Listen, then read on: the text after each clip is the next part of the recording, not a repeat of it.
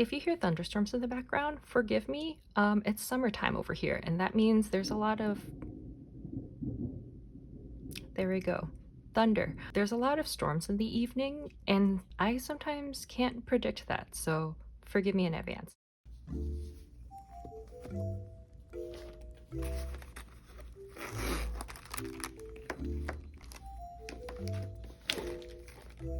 Okay, hi, hello, and welcome. My name is Lunian, and this is Moonfish Ghost. Today, we're going to be talking about gesture drawing. I decided to turn this into a video instead of my usual blog post because I figured that this would be a lot more beneficial for everyone to see it drawn in real time. I myself am a very visual person, and when I was first starting out, I watched a ton of speed paint videos without any commentary or explanation. I just like to watch it and then figure out the methods myself. I totally get it. Some things before we start. Please note that this is not the only way to approach gesture drawing. These are all the advice that I've gained myself from taking some classes back in school and bits I've learned through trial and error and just experience overall. At the end of the day, I'm also still learning this myself. There's still a lot I don't know, and then I still want to improve on so many things. It's just a never-ending journey. I only hope that in sharing what I've learned so far, others can gain some better insight for their own drawing journey. With that being said, I'll share some links below to videos and websites and resources that I found really useful for me at one point or another, so feel free to check them out. I'll also include some links to the supplies that I've used below or ones I've used in the past that I really like and highly recommend if you're curious about any of them. Honestly, you really just need a pen and paper. It doesn't even have to be a notebook or sketchbook, a loose leaf work like printer paper, but more on that later. In a similar vein, not everything that will be discussed here will be applicable for you. Everyone's at a different stage for their drawing progress, and sometimes you might be seeking a different style, or what you're looking for isn't quite explained here in depth. That's totally fine. Either way, it's okay to pick and choose what works best for your own needs. So with all that said, here is a quick walkthrough on how I approach gesture drawing. This isn't meant to be a full tutorial to explain the entirety of gesture drawing. That's a whole curriculum and more in school. And this video probably would take much longer than you guys would like it to be. So it's just gonna be a quick rundown of how I approach things. And I just kind of want to give some basics beforehand so that you can figure out where I'm coming from. And then I'll throw in bits of what I've observed and some tips I found helpful throughout. And here's what I'm using: a standard handbook journal company, which is roughly 5.5 by 8.5, which is approximately A5 size. And I am using a lot of the Tombow markers and a Tombow, I believe a Tombow Fudenosuke pen. Again, I'll link these below alongside other brands of sketchbooks and materials that I've used in the past that I really enjoy. For this specific instance, I'm preferring to choose traditional drawing over drawing on my iPad to explain this because it forces me to not have to linger too long on one drawing. Gesture drawing itself is intended to be quick and loose. It's to capture the form and the figure's essence at a glance. Your eyes are moving very quickly throughout all of this. It's meant to be messy and not detailed at all. Usually during gesture drawing sessions, you're timing yourself in short increments, so you really don't get the chance to stay on one single detail. You linger too long, you're not going to complete the drawing. The purpose for this is to get you to do lots of repetition and gain familiarity and experience. That way you'll be able to adapt to seeing all the different poses quickly and being able to translate it into your drawing. I'll try and explain that a bit more once we get to that point. So let's see. I'm going to use this color. To begin, one easy way to break down gesture drawing is to think of the human body in simple shapes. These 3 shapes specifically contribute to the core parts of the human body, where everything connects to each other. I'll be using this pose as an example, and we'll break it down and work through it together. I found this pose from Line of Action, an amazing site for pose references and gesture drawing sessions. I will link it below. So the 3 basic shapes I was talking about is, first you have the skull, right? The cranium. And usually I would consider that as more of a dome shape, not exactly a circle, but a dome. So that way later on you can draw the jawline, and then you can build from there. Okay. The next part would be the rib cage, which acts as the torso. And then finally, you would draw like the pelvis bone. Draw these quick. All of these are connected by the line of action. One of the most important things that you do when you first draw your pose. Like this, right? The line of action, the way I view it, it's almost like your spine that's connecting through all these basic shapes, which is again the central part of your body, and it connects all the way down to usually the leg that you're putting your weight on. So in this case, this was just a general example, I will do it for the reference shown. The line of action in this case would be he's putting more weight on his back leg. So you would draw him like the line of action would be like this all the way like this, right? And then kind of would also later draw the part for the other leg, but it's really brief, and then draw the feet like that. And then after that, you would draw the three shapes. So head, and he's like 3/4 view looking to the side, and then torso, and then pelvis bone. And then you can like kind of adjust the length of the action line when you see it's out of proportion, such as this. You can modify it later, it's okay. Again, these are meant to be quick and loose, so always room for error and to improve on. So as you've noticed, I usually draw the line of action first to kind of help establish a really rough outline for the overall size of the drawing and to get a bit of an idea of how the proportions might possibly look like. It acts as a sort of a guideline, and how you set that guideline will affect everything. So once you draw the line of action and you draw your three core shapes, you start to build everything out from it, outwards from all of these. So for example, you draw the arms, the torso, you connect everything together with each other basically. So his head connects to his neck like that, and then the arms are like out but they're at rest per se. You're always kind of like going back to this core and building from there. See, and then from his pelvis down to his feet to his knees, you're like that, and the knees down to that. You do like really quick like strokes basically, like that.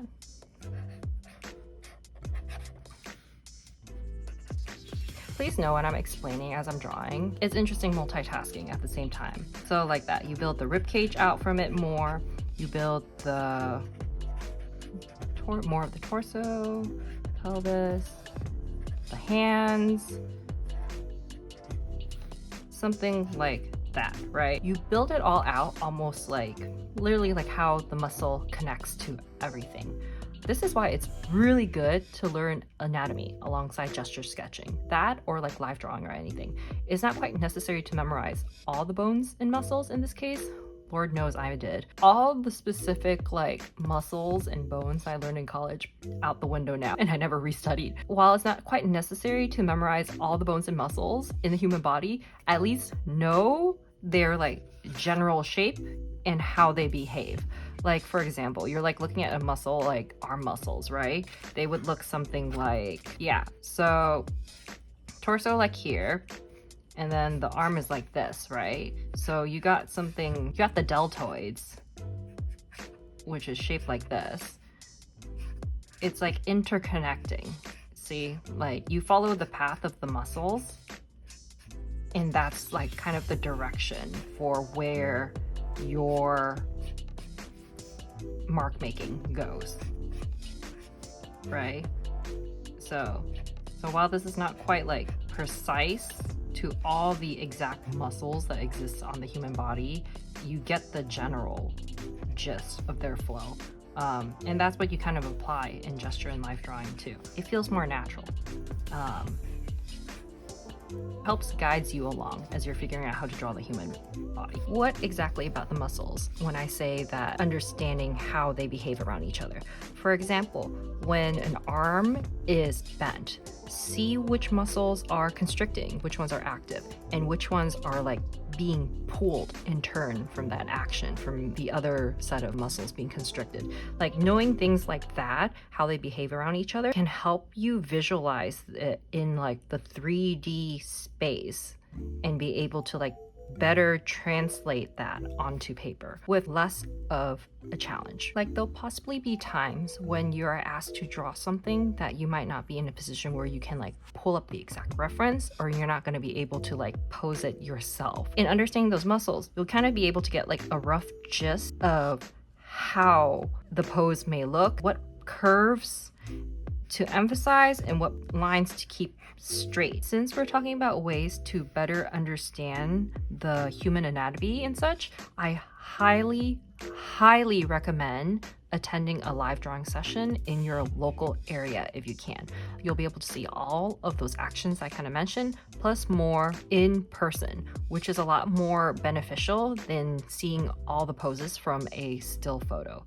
It's always really better to see these things in real life. You can kind of like gain a better sense of the depth and the space that you're drawing in. Totally recommend it if you can. If there's not any like available in your area, or if you're just not like able to find the time or aren't feeling comfortable, see if you can get like a friend or family member that's willing to like pose for you for like a little bit. Most of these gesture drawings, you can kind of like fit a pose in for like a quick amount of time, that kind of thing, unless you're planning on doing like a full session of gesture drawing studies. Related to that though, if you understand like cubes in perspective, it will make drawing poses at different angles a lot easier. So okay, square in the 2D space, and then you turn it into a cube, right? Usually I would bisect them so that you can kind of get a quick rough guideline of what like the center part will be. How that would look on these 3 specific shapes would be like this. Being able to understand how to put them in 3D space will make it a lot easier to draw dimension and depth. Again, if you're confused about all these details, always think in simple shapes. That will simplify it a lot easier to understand, and then you can always jump back in to put in more detail. So the skull would look something like this, right? Like that's the front of this here. Actually, are you visible? Yes, you are. I will pull it up. Here, this would be the dome, and then this would be like the jaw, the chin and the jawline, kind of like connect it like that, right? So this would be the side of it. And then the rib cage, the torso would be something. I made the square a bit too big, but you get the gist. This would be more like the side, this would be the top. It would like curve like this, and it would like build outward like that. Like that would be the rib cage. The pelvis bone would be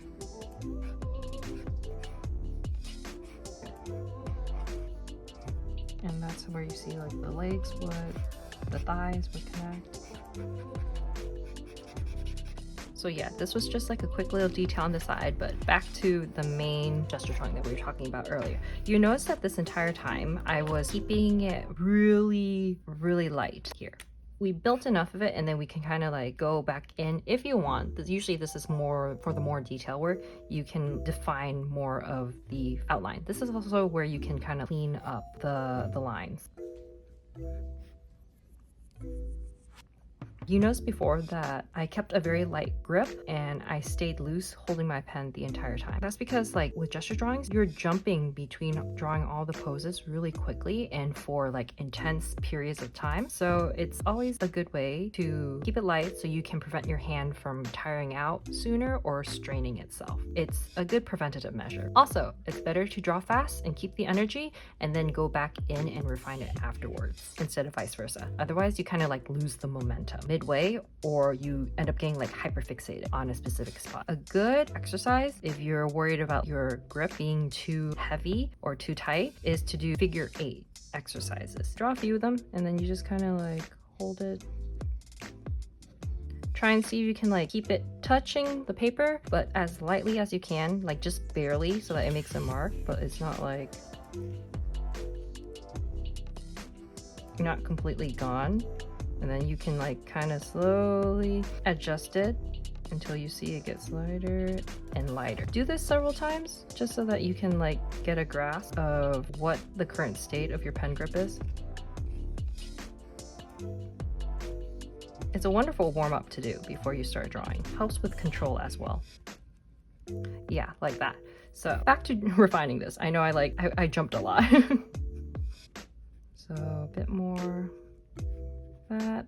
The hands. I have to autocorrect that a bit more, but that's okay.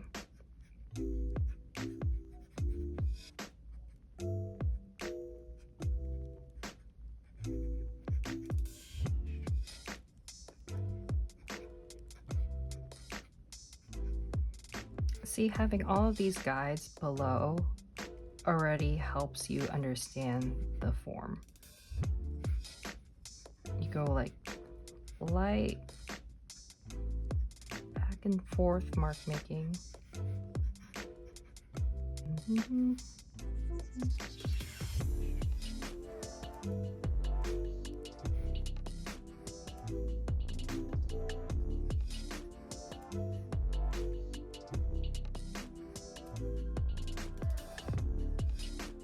Quick for the hands.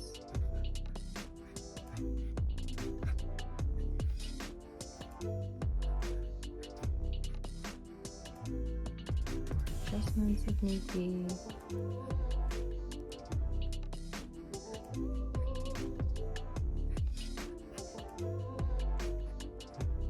Feet's a nightmare and it's a lesson on its own, so if you need explanation on drawing hands or feet in gesture drawing, let me know.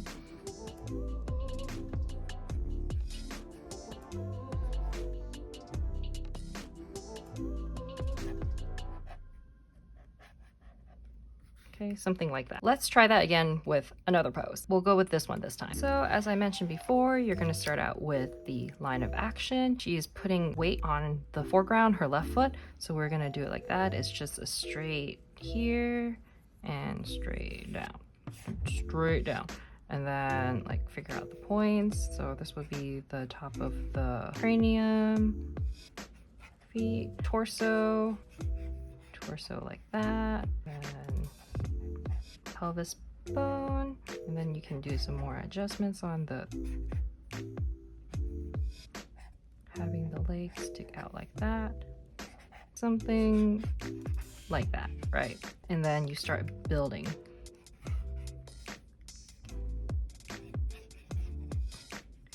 And as you can see, again, it's like it's building the muscle. You're doing a lot of like semi-circular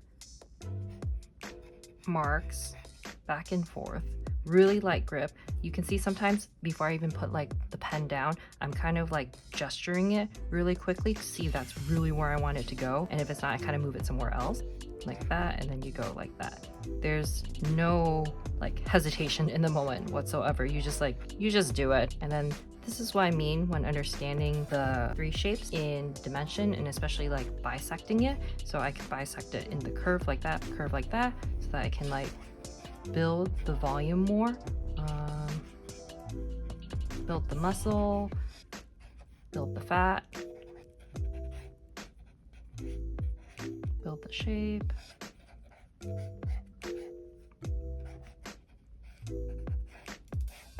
See, so as I was saying before about understanding what muscles are constricting and what is relaxing. So here. So the thigh area is what is compressing or is tense. That's where the muscle is holding itself. And then this part is a bit more hanging, so it's not like gripping. So that's how you see how that behaves, and you can draw it like that. There. And then you can go in for more finessing, fix some parts that you weren't happy with. Draw the props if there's anything.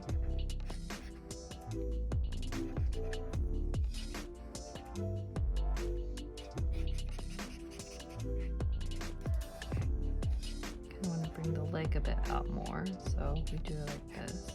So something like that. This time I'm going to use the Fudenosuke pen just to like add in a bit more detail.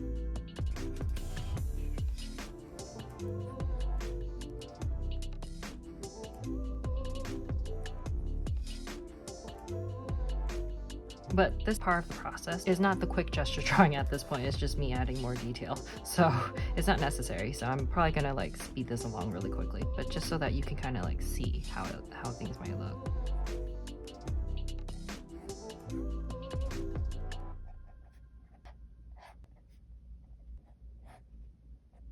Usually when I'm drawing like this, you're gonna see me like spinning the sketchbook all over the place in like different angles.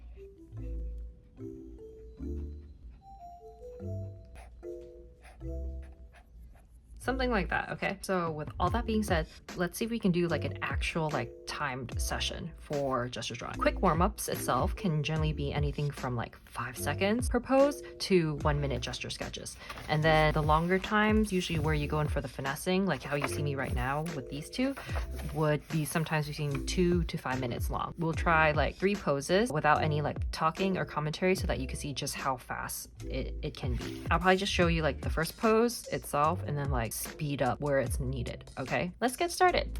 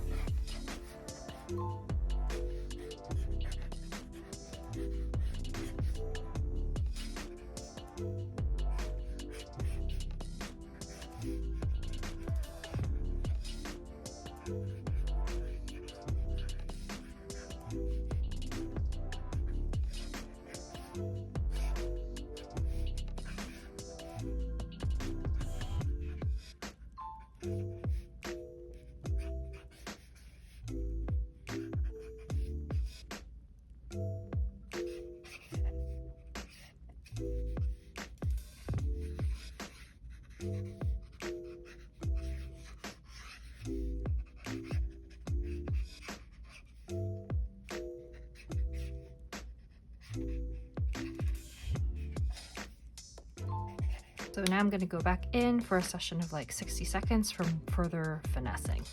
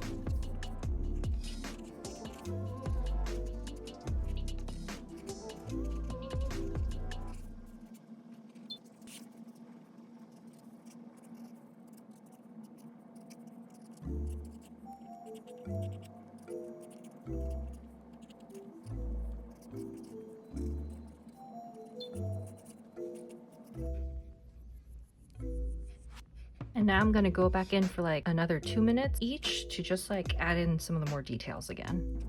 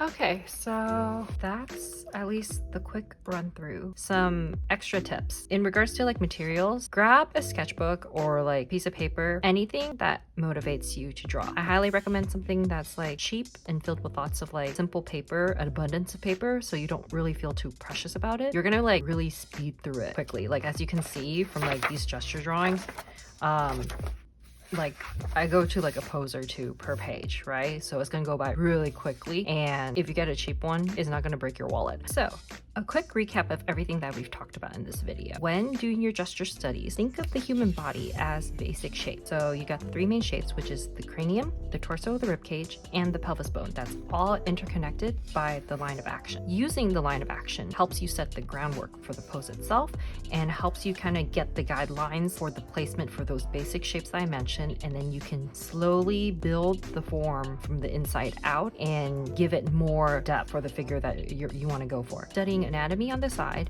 helps you gain a better understanding of how the muscles and bones work in the body, especially when they're in specific actions or certain movement. Drawing quick and drawing loose will save your drawing hand further down the line, and it helps you maintain the energy of the gestures drawing. Try and see if you can attend live drawing sessions. Do those figure 8 exercises if you want to help loosen your grip and gain better like line control when you work. You don't linger too long on one section, otherwise you're going to hyperfixate too long and you won't be able to look at the figure drawing as a whole. Grab the materials that will inspire you to draw, but at the same time grab ones that you won't feel too precious about, so that you can like work on them and feel okay with making mistakes and experimenting without having to maintain the perfectionism or the preciousness about the material, specifically the sketchbook. And finally, the most important thing of all, please allow yourself room to make mistakes, to continue to learn, and to continue to grow and turn. At the end of the day, all of us must start somewhere. It's better to start now and fumble along your way throughout the entire process than to either have never done it at all or just like stopping midway without realizing your full potential. Doing art is making mistakes. Nothing's ever going to come out the way that you intend it to be or how you envision it precisely in your head. You're always going to have to compromise with what you have in your mind versus what you are actually capable of doing. But that's why it's necessary to just keep on adding in the repetition, the practice, staying curious, and learning more techniques as you go so that you can learn more about yourself and what you want to draw and how you want to go about drawing it. Everyone's going to approach art differently. It's going to be up to you to find what will work best for you and how you want to take yourself along on this journey. So that should be it. Thank you so much, guys, for watching all of this. I know I was like fumbling along myself explaining everything. I hope some of it made sense. I hope none of it was too like basic. There was a lot more that I would have loved to like talk about in more detail. I didn't want to make it too longer than necessary, especially for such like an introductory video. I hope it was what you were looking for, or you at least got something out of it. Let me know if this format works for you. If you guys like it like this, I can't guarantee that I'll do this for every single tutorial, but at the very least kind of like do it for the more in-depth explanations like this. Since, oh my god, it was a doozy trying to draw and explain in real time at the same time. Did not know how many times I like tried and refilm, and I'm like freaking out midway on because it's like, oh, drawing this is permanent, so I can't like erase it and do it all over again. I was thinking about, after explaining all this, I was like, oh yeah, with everything being said, would you guys like to see me draw some like fun poses of like Dazai and Chuya? Like do gestures drawing, but like have them instead. If you want to see something like that, I can do a separate video later down the line, or like next month's vid, just show that just for fun, or like a bonus video that I can throw in somewhere. If you guys want to see that, let me know. Also, again, all the things I said before, like the resources and the link to all the materials I use, will be included below. If you have any questions, let me know, or if you want me to create like more explanations, I'll do my best. Okay, hope you enjoyed it, and take care. I'll see you next time, hopefully, and that's all for now. Okay, bye.